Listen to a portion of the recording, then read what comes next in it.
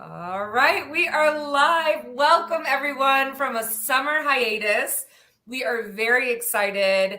I have Jillian and Susie with me today. From some of the folks who know us, you might know Jillian and I from a guide that we wrote together and some of the different DEI initiatives that we are working on together. This is sort of a launch for an upcoming new guide that's coming. Jillian and I wrote a guide for women in tech, and we are venturing into a guide for people in tech next. And the first guide was on the art of the subtle brag, and the next guide will be on the art of the not so subtle boundary.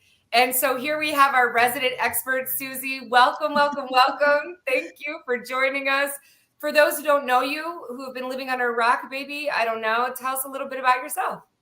Well, thanks for that warm welcome, Sabrina and Jillian. I'm Susie Gidseg. I am a native Austinite. I'm also a marketing director at Dell Technologies. I lead all the social strategy for the product and solution side of the business. And honestly, I'm really passionate about learning about leadership, digging into leadership, and leading with authenticity and vulnerability. So this feels really in line with my values. You know, and something somebody might, or people might not know about you, is you've also really invested in your own team and being able to have these difficult conversations. And so I'm super excited to unpack that with you. Before we do, again, for folks who maybe have never seen Jillian or her TikToks or her tech talks, Jillian, tell us a little bit about you. Yeah, so I'm excited to be back. I'm glad we kind of took a break to regroup and feel where we were. Sometimes, and I'll give that as a tip, right? Like sometimes you just have to like step back and reflect on what happened. Sabrina and I had a crazy year. We didn't expect for it to go the way that it did, and all the kind of attention and workshops that we started running. So taking this step back was great for us. Like Susie, I also work at Dell, and I focus on our telecom thought leadership. So what's coming in the telecom business, what we're doing, and how we're kind of expanding in that space. I'm also extremely passionate about DE&I, and I love being able to give back through these lives, through our workshops and our guides by bringing these amazing guests on. Yeah, it's been amazing. It's been such a crazy ride. I mean, we didn't expect when we wrote the first guide that we would be working with and doing workshops for Dell and Amazon and Cisco and VMware and the list goes on. And the outreach, the feedback has been unbelievable. So Susie, thank you for your time. This is something that, when Jillian and I were going back and forth about what do we want to do next, this is something that I've found I struggle with. And so I always find that it's best for me to talk about things I don't know so that we can learn together in the public arena. What's more terrifying than that, right? Yeah. So Susie, something that I recently learned about you is that you have a not so subtle boundary. And I'm really encouraged by it. It's something that I think a lot of people wouldn't necessarily know or know even how to navigate. So tell us a little bit about your not so subtle boundary. Sure. So this actually came out when Jillian and I were talking at a conference, and I mentioned a boundary that I was, really passionate about. And she was like, "Oh, that sounds like the start of something bigger." So I'm really excited to bring it to this conversation. So my boundary actually started a long time ago. I was actually 12 years old. And that's when I set a boundary with my family that I would be no longer traveling by plane. That sounds like a big boundary to set as a middle schooler, but I had some sensory things. It was a super uncomfortable experience. It wasn't something that I wanted to go through if I could help it. And amazingly, my parents were receptive, and I began traveling by train in middle school. I would travel to New Jersey to see my in-laws. I'd travel cross country for different events. And so it was a boundary I sort of always kept to myself with my family and never shared it with other people. So fast forward, I'd been at Dell about 5 years. I was moving into a leadership position. And there was this job that at the time was a dream job for me. And the only problem was that it required a lot of cross-country travel.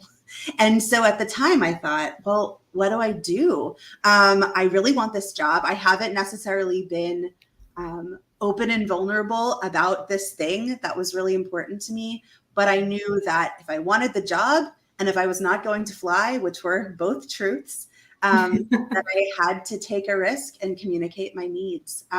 that wraps it up in a nice shiny bow. It wasn't that nice or shiny, but I did, practice a lot. I did think through how I would present it.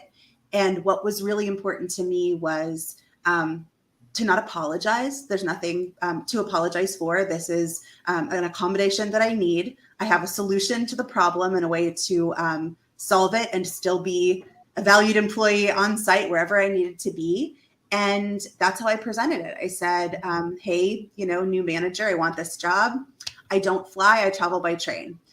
So it's not going to be a problem for me to get anywhere I need to get to. Trust, you don't have to worry about it. It might be a little bit more expensive for the company and it's going to take me longer. I'll be working on the road, but I've already figured it out. Right. And kind of amazingly, they said, sure. I was thankful to have a manager that was on my side and was rooting for me and wanting me in this job. I know that isn't always the case. But at that point in time, it sort of became part of my identity. So I'd show up at these conferences or events, and the first question was like, I heard you took a train. Tell me about the train. Why do you take a train? And it became something that I was, proud of. That was an alternative way of travel. Wow. I started at the time a travel blog. I'll make not as good as Jillian, but some TikToks traveling around the country on the train. And it was a boundary that just became part of who I was and what I owned. Yeah. So that's the boundary. I'm an alternative traveler. Susie, when you first started, like you shared a couple times on Twitter, that's how I first saw it, like about your train travel. And I didn't know it was a boundary at first, like in transparency. Like I was like, yeah, cool. She wanted to take a train. That looks fun. Right. And then you brought up that like we started talking about the why. And I was like, oh, that's fascinating. And it aligned with what Sabrina and I had been talking about before. But like, how do you deal with when someone says like, that's not a boundary I can accommodate, or like potential backlash, or you had, to your point, a supportive manager, but like, what if you don't? Like, what is your, kind of advice for working through that? Or, and another great thing you said you did was have a solution. So, what if you don't have a solution? Like, how does that all work? So I do think a solution is important. I think with any accommodation or any boundary, you need to know what will make it successful for you, or like what you need from them. I find that most managers or leaders, like most people have good intent. Most people want to help. Most people want to be in your court, but most people have no idea how to do that. So I think that's the first thing. Come with some sort of solution. And a boundary like this, the very loud, unapologetic boundary, you're doing because you don't have another choice. My other choice would have been not taking the job, staying quiet, not advancing my career, not supporting the business with what they needed. And that sort of sounds like a lose-lose to me. And I know when we talked about it, it was like, I have to say it. I have to be brave. Bravery in the corporate world was not something I think before COVID we talked about a lot. You sort of, got through it and, kept your private life private and your public life public. But I think for me, that was the first blurring of my like public and private personas, where I'm going to tell you something about me. You may not totally get it, but you should trust that like, this is a boundary. This is important to me. And I've already thought through the solution. My hope is that most managers would understand that. And if they don't, candidly, it's probably not a team that's a good fit for the long haul. Yeah, that's incredibly true. And I too have a boundary, which like made me, like I will travel by plane, but my boundary is that I block my calendar every day from 5 p.m. to 8 p.m. because that's my family time. And if there's some sort of emergency or someone needs me, they can ping me or call me, and I'm happy to, do it, take care of whatever needs to be done quickly. But I don't want standing meetings during that time where I know that I have to be on a meeting because that's my family time. And if, I need to meet with, Asia or like Pacific time zone after 8 p.m., I can totally do that. Right. Like that's so, and no one's ever complained. Like no one's ever said anything because, my work is done and I'm available the rest of the day, or like I said, at night, if need be. But setting that boundary has been, people are like, I can't believe you do that. I'm like, really? You can't? Because people are afraid, to your point, to like blur those lines. Or like for me, you know, for you, it's a personal boundary. And for me, it's a personal boundary around my family. And it blurs the lines a lot to say that, right? And I wonder if part of the blend, because both of you do this so almost seemingly natural that I think it can be easily overlooked, is that you're setting an expectation, but you've given it deep consideration. Jillian, you're blocking out your calendar. Susie, you're coming ahead of time. You're not waiting till you get the job and then going, oh, Mr. Manager, Miss Manager, I'm so sorry, but I also don't travel by plane. So you're coming out up front, which already establishes trust to say, I'm not going to hide this from you. I'm also not going to be embarrassed about it. And I've come with a solution. And the reason I have all of these things in order is because I've really thought about it. I've really considered what are the implications, not just for me, but for the business. Jillian, you just talked about here's how I can problem solve when there's a meeting in a time zone that I'm not able to take a meeting. And here's how, Susie, to your point, here's how I'm able to adjust. And then I think the real growth is when you're able to, what you were just talking about, Susie, is say, this is a part of my identity, and blending your work and private life in a healthy way. I think is so powerful. And I think it's so empowering when we're able to do that. I can only imagine at first how terrifying it was. And everyone knows how I'm into this, like do things that are scary. And I think that is something that was probably a growth moment for you, if I had to guess. Is that fair? Yeah, absolutely. I'll say that, I've set other boundaries in my personal life and my work life, but that was the first and biggest one, the one that felt like it carried the most weight. But I think with any other risks or any other things that could possibly be scary, that the first one's usually the hardest. And then once you realize that, hey, I've put this out here, it was received, whether it was received well or not, it was received, then the other boundaries or other ways to advocate for yourself come easier. And a little less scary, a little less intimidating as you go. That's part of the power of doing these kinds of things. Exactly. Yeah. And I think it promotes inclusivity too, Susie, maybe not in like a, traditional way, I'll say. Like, it's not about like people looking different or being different or anything like that. It's about like if you're able to accommodate people's boundaries just because of, their home life or their, personal needs, creates a really inclusive culture where other people feel like, okay, I could still be a part of this culture, even though I don't fly, or I don't do, or I need to block my calendar for an hour because I have to, pick up my kids or whatever the case may be. Right. Like, sharing this stuff makes it known.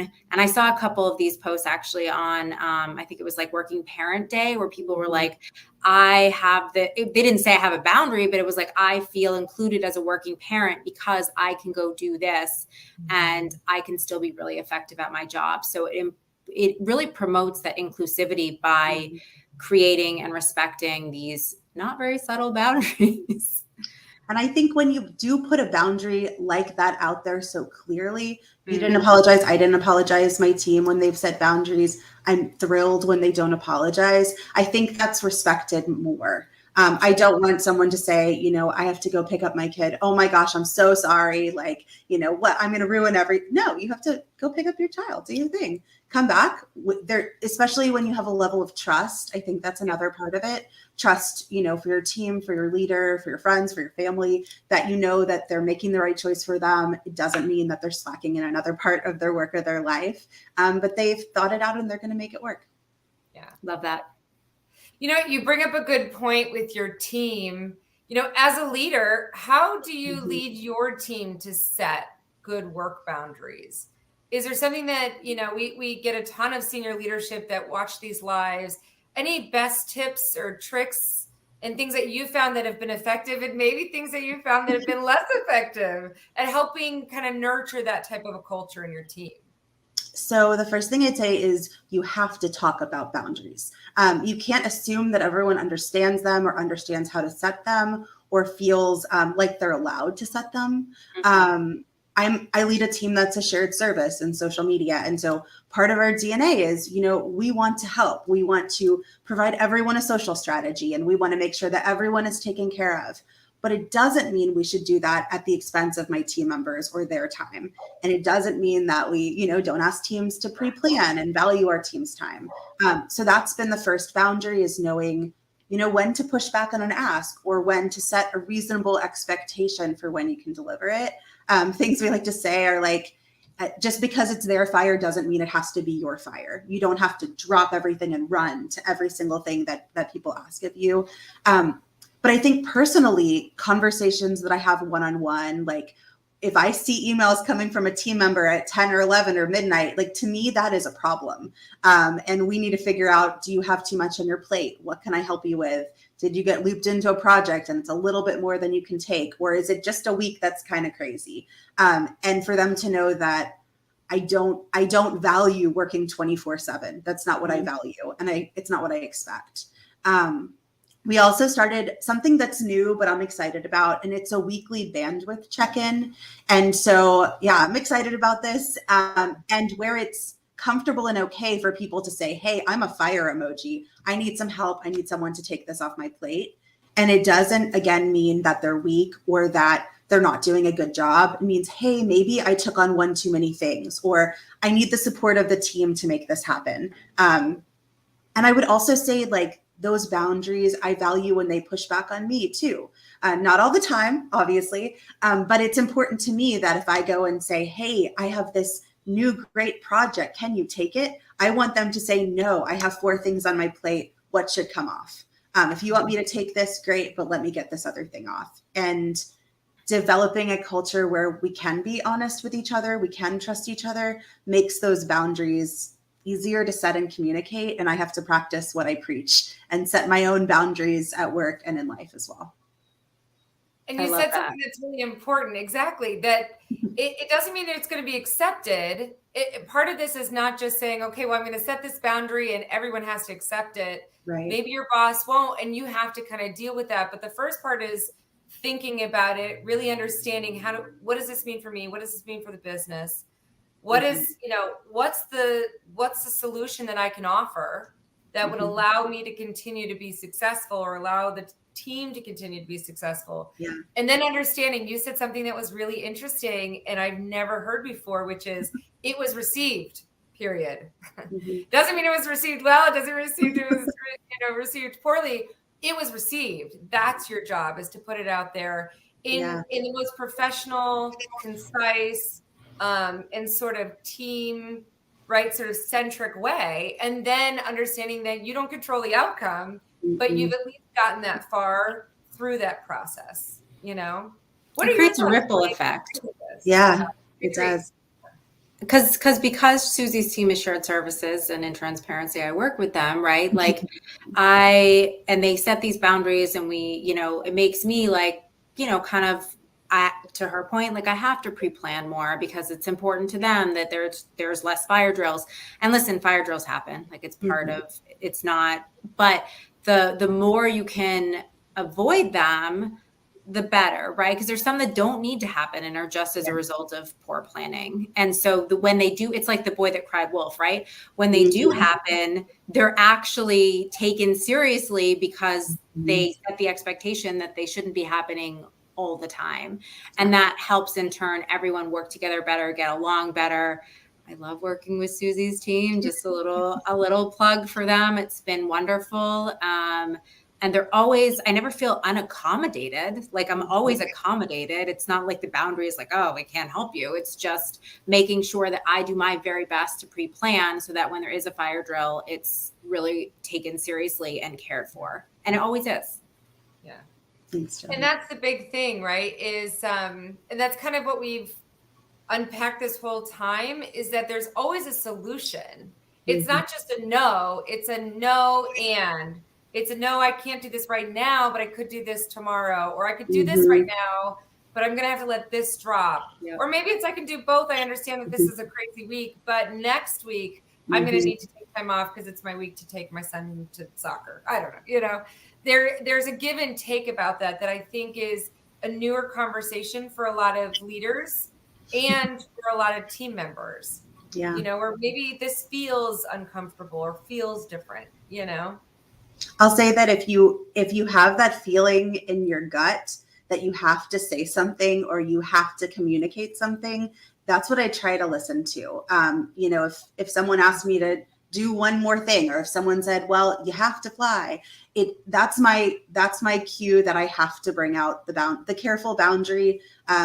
Just like you said, Sabrina, not the direct, no, I will not do that, but this is what I can do. This is what my boundary looks like in practice. And I think that's the skill set that we all have to risk a little bit and try. Yeah. Yep. If you don't put it out there, that's why we call it the not so subtle boundary.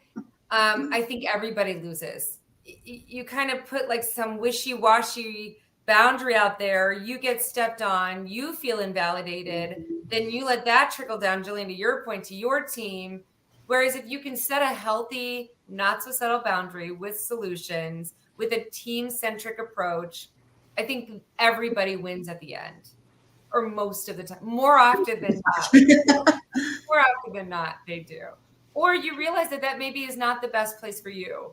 Mm-hmm. It might just not work, or you're not the best for them. You know, I mean, sometimes that's just the reality. But something that's important for us, maintaining this sort of balance, you know, or harmony, as Jillian calls it, you know. I call it happiness. There you go. I hate the word. It's not a word. I hate the phrase work-life balance, because to me it means that both are equal all the time, or you're trying to get both equal all the time. It's just not the case. Like, it's all about happiness and creating what works for you, which for me doesn't mean that they're equal all the time. I mean, when I travel, work takes forefront, right? I'm not home. And so that's, you know, there's times to Susie brought this up. Like, is it just a crazy week for you? Because you can't function like this all the time. There are weeks where, like, you know, you're working a little extra because you need to, but you can't be doing that all the time. That's how you get burnt out. And there are weeks where my family is taking, you know, more of the forefront because they need to. And that's okay too. For me, it's never a balance. It's about creating a happiness. I love and that. I'm really happy. So it's working. Good. It's working. Good. So we're just at time. These never feel like enough time, but we have to be short and concise. And there's a lot of science behind microlearning. So Susie, for those who want to know more about you, where can they find you, and where can they find these travel TikToks? So you can follow me on Twitter. I can definitely throw my tag out there for anyone who'd like to follow me. I'll also be starting a fun LinkedIn Live series myself, talking about leading questions with other leaders, sort of digging into more of this, how we can lead with authenticity, what are the roadblocks we've run into. So I'm happy to share that as well once it kicks off. Awesome. Looking forward to it. And Jillian, for the few people who are not following you, where can they find you? How can we find these tech talks? Right here on LinkedIn. I post everything right here on LinkedIn. I've had some pretty good 90s boy band throwbacks lately, and I have some more coming. So stay tuned. Yeah. Well, thank you. Thank you. Thank you. This is an important topic. And like you said, Jillian, stay tuned. More to come on the art of the not so subtle boundary. Thank you. Thanks for having me. Bye.